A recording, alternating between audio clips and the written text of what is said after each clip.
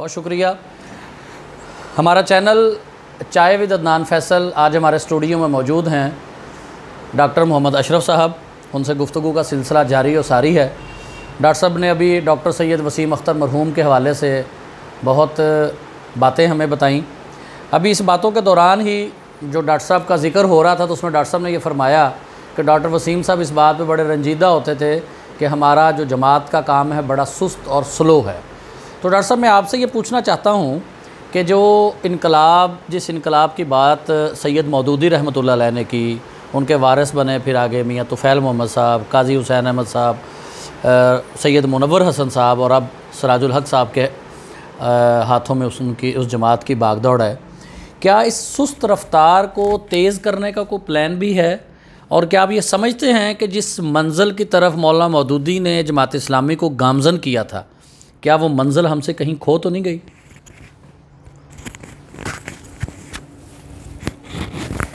ये बहुत शुक्रिया।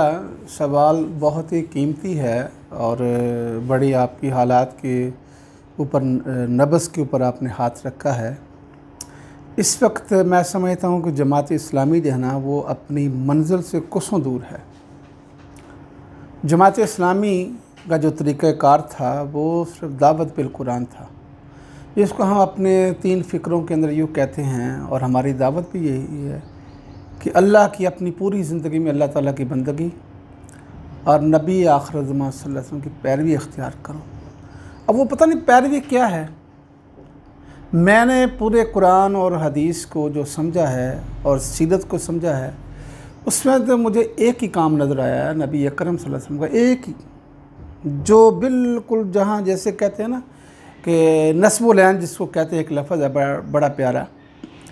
तो नस्ब के माने होता है गाड़ना और ऐन के माने होती आँखें, कि जिस पर आपकी आँखें बिल्कुल मरकूज़ हों। तो आज वो जो असल मंज़िल है वो ये तो नहीं कि जमात इस्लामी ने खो दी है, वो पूरी उम्मत मुस्लिमा ही उस असल मिशन से बिल्कुल कोसों दूर है, उसका ख्याल भी नहीं है। जमात इस्लामी मैं समझता हूँ इस तरह की कोई एक और जमात या इख्वानुल मुस्लिमून जो है, वो ये जो 2 जमातें हैं जिनके पास ये नज़रिया तो मौजूद है कि नबी अकरम सल्लल्लाहु अलैहि वसल्लम किस मकसद के दुनिया में तशरीफ़ लाए, जिसका आपने कई बार इस तरह का इजहार ख्याल किया कि तुम देखोगे कि एक औरत सना से चलेगी और मेरे शहर तक आएगी और रास्ते में उसकी कोई ना इज़्ज़त लूटेगा, ना उसको ख़राब करेगा, ना उसको कोई धोखा देगा, ना उसको अगवा करेगा, ना उसको जान से मारेगा, ना उसका माल चुराएगा। क्यों? आपने फरमाया कि मेरा कलमा गालिब आ चुका होगा।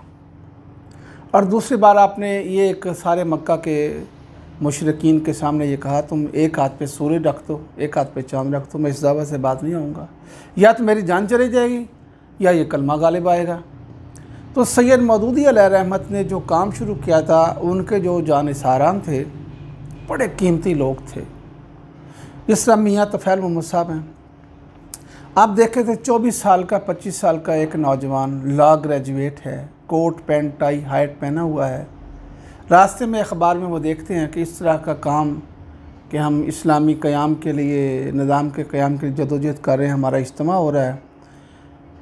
वो उनकी ताज़ा अभी शादी हुई है, अपनी बेगम को लेने, जैसे पंजाबी में मुकलावा कहते हैं, वो लेने जा रहे थे।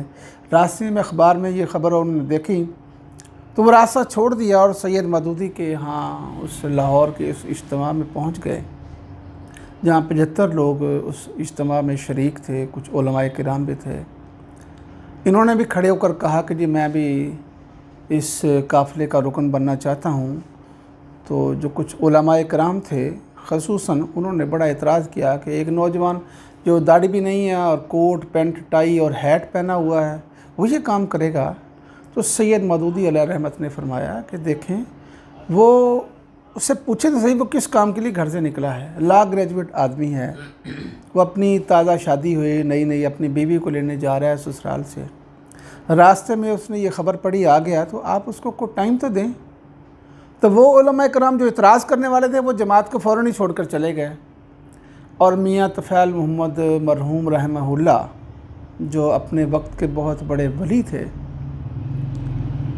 बस उन्होंने उस काफ़िले के अंदर अपना कदम रखा और फिर वो उनकी किताब तोफ़ैलनामा देखें कि उनकी पूरी जो फैमिली है वो सारी की सारी इसके अंदर जो इज़्ज़त उन्हें मिली है, जो एहतराम उन्हें मिला है, जो वक़ार उन्हें मिला है इस दुनिया में भी और आखिरत में, यकीनन वो नबियों के साथ और वलियों के साथ होंगे और अल्लाह के अर्श के साए में होंगे। अल्लाह ताला उनकी मरकज़ पर हज़ारों रहमतें दाखिल करे। तो बात यह है कि वो लोग लिटरेचर पढ़कर कुरान की जो मिशन है कि इस रूए ज़मीन पर अल्लाह के दीन को नाफिज़ करना है। मैं ये दावे से कहता हूँ कोई दीनी जमात जो है, कोई दीनी जमात किसी के पास कोई इस तरह का सिरे से नहीं है, पता नहीं उनके निज़ाम तालीम के अंदर क्या चीज़ है। ये सैयद मौदूदी अलैहि रहमत थे, बरे सगीर के अंदर अल्लामा इकबाल रहमतुल्लाह अलैह और शाह वलीउल्लाह रहमतुल्लाह अलैह, ये तीन शख्सियात मुझे मिलती हैं पिछली कोई 1000 सदी में जिन्होंने इस्लामी निज़ाम के क़याम की जदोजहद का ऐलान किया। जिस तरह इमाम हनीफ़ा के ख़िलाफ़ उलमा इकराम वक्त के थे, इमाम शाफ़ी के ख़िलाफ़ भी वो वक्त के उलमा उनके फ़तवों के ख़िलाफ़, इमाम अहमद बिन हम्बल को वक्त के फ़िरौनों ने, बादशाहों ने किस तरह उनको मारा पीटा, और इस तरह इमाम मालिक के कंधे उखेड़ दिए गए। इस तरह इमाम इब्न तैमिया रहमतुल्लाह अलैह उलमा वक्त उनके ख़िलाफ़ आए और तारीख़ में उनसे बड़ा जनाजा कोई नहीं है। उनका जनाजा जो था वो उनकी जो मौत हुई थी वो एक जेल के अंदर हुई थी। जिन लोगों ने ये काम किया आम जिन्हें उलमा कहते हैं वो सारे के सारे इसके मुखालिफ रहे हैं। और इसी तरह सैयद मौदूदी अलैहि रहमत की भी मुखालफत उलमा इकराम ने की है और झूठ पर मबनी की है। किसी ने कोई किताब नहीं पढ़ी। मैं दावे से कहता हूँ जितने उलमा इकराम बड़े एहतराम के साथ मैं उनसे अदब से अर्ज़ करता हूँ कि आप मुफ्ती इम्तियाज़ मरबत को सुनकर देखें। वो ख़ुद कहते हैं कि मैं सैयद मौदूदी का बड़ा मुखालिफ था, जमात इस्लामी का मुखालिफ था, लेकिन जब मौलाना फजलुर रहमान साहब ने मुझे कहा कि जमात इस्लामी और मौलाना मौदूदी के ख़िलाफ़ किताब लिखनी है कोई, ज़रा हाथ हल्का रखना, तो मैंने जब सैयद मौदूदी का लिटरेचर पढ़ा तो मुझे अपनी सारी साबिक़ा ज़िंदगी पर बड़ा अफसोस हुआ कि हम झूठ पर मबनी इमारत तमीर करते हैं। तो मकसद अपने शायद मैं अपनी बात से हट गया हूँ कि जमात इस्लामी का असल मिशन एक ही था, इस्लामी निज़ाम का गलबा। उसके लिए सैयद मौदूदी ने जो लोग तैयार किए थे लिटरेचर की बुनियाद पर किए थे। आज भी मैं समझता आज हम लिटरेचर पढ़ना छोड़ दिया है, इसलिए हम अपनी मंजिल से दूर हो गए हैं और वो इखलास वो लिल्लाहियत सब कुछ हमारे पास ना होने के बराबर है। इसलिए कुरान से ताल्लुक़ हमारा नहीं है, हदीस से और सीरत से और सहाबा इकराम की सीरत से, उनके वाक़यात से हमने असर लेना छोड़ दिया है, उनको पढ़ना छोड़ दिया है। सैयद मौदूदी अलैहि रहमत इस सदी के, पिछली सदी के इमाम थे, मुजद्दिद थे। उन्होंने दुनिया को बताया कि इस्लाम क्या है। और मैंने भी जो 1900 गालिबन जमीयत में आने से पहले जो मैंने एक किताब उनकी देखी, खुतबात हिस्सा अव्वल, मुझे वो पढ़कर बड़ी हैरत होती थी कि इल्म के बगैर कोई बंदा मुसलमान नहीं हो सकता। मैं कहता कि कैसे हो सकता है, हमारे ये नाने दादे परनाने ये सारे लोग मुसलमान थे, तो कैसे हो सकता है कि ना हो। हाँ, जब मैंने उस किताब को पढ़ा तो वाकई मैंने कहा कि बगैर इल्म के इंसान मुसलमान नहीं हो सकता। वो हिंदू काफर जो कुछ भी सब कुछ, लेकिन मुसलमान नहीं हो सकता। इसलिए अल्लाह सुब्हानहू व तआला ने पहली वही उतारी है, उसमें इल्म की बात की गई है। इक़रा बिस्मि रब्बिकल लज़ी की बात की गई। पढ़ो, कलम तुम्हारे पास होना चाहिए, तुम्हारे पास तहकीक होनी चाहिए। आज हमारे पास न किताब है, न कलम है और न तहकीक है। ये तीन हथियार हैं, जिसके पास भी होंगे मैं समझता हूँ वही असल वारिस है नबी करीम सल्लल्लाहु अलैहि वसल्लम का। जिस दिन हम तहकीक के मैदान में उतरेंगे, और तहकीक के मैदान में उतरने के लिए हमें किताब से अपना रिश्ता जोड़ना होगा, कुरान करीम से रिश्ता जोड़ना होगा, सीरत मुस्तफ़ा अलैहि रहमत से अपना सिलसिला जोड़ना होगा, मोहब्बत कायम करनी होगी। और सहाबा इकराम जो हमारे हीरो हैं, हमारे दिलों में बसते हैं, हमारा बड़ा एहतराम है और उन्होंने बड़ी हमारे लिए एक अनमिट नकूश छोड़े हैं नबी करीम सल्लल्लाहु अलैहि वसल्लम की दावत के। वो दावत का रास्ता, दावत बिल कुरान का रास्ता वो इख्तियार करना होगा। उसके बाद अगला मरहला जो आता है वो तलवार का, जो आज के इस हमारे दौर के अंदर वोट का है। वोट की पर्ची से आएगा। कल तलवार से इनकलाब आता था, आज वोट की पर्ची से आएगा।